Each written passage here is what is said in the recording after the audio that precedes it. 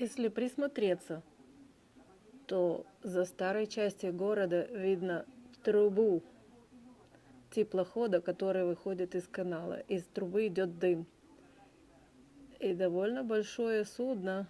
Видно, что нагружено контейнерами, потому что выглядит как какая-то громада с трубой.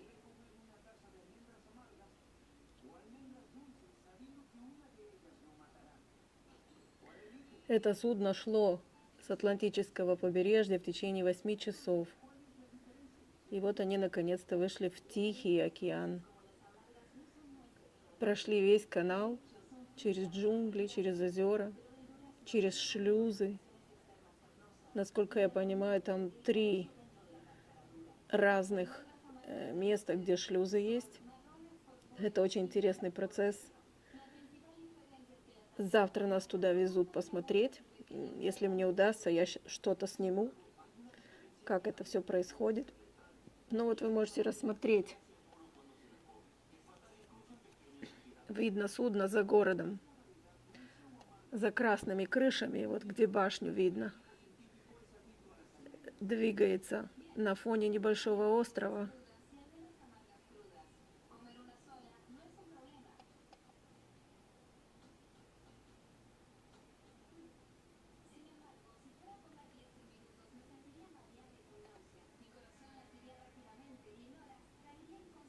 Интересный процесс, интересно все это выглядит, когда там находишься. Шлюзы, которые ближайшие к городу, называются Мирафлорес. Ну вот судно вышло и пойдет дальше в свое плавание в какую-нибудь точку с этой стороны планеты. Это интересно наблюдать из окна гостиницы, сидя в кресле, в комфортном кресле. А когда-то мы об этом читали в газетах или в учебнике по истории. И это казалось каким-то таким далеким, необычным, почти фантастическим явлением.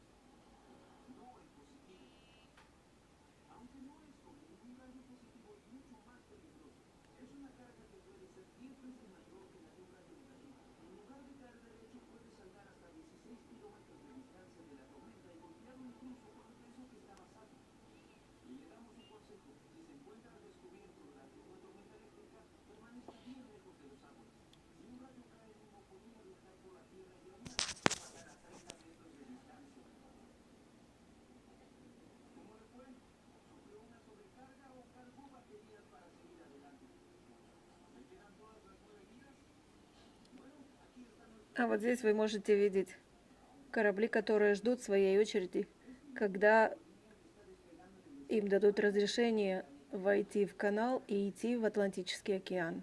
Видите, довольно много их.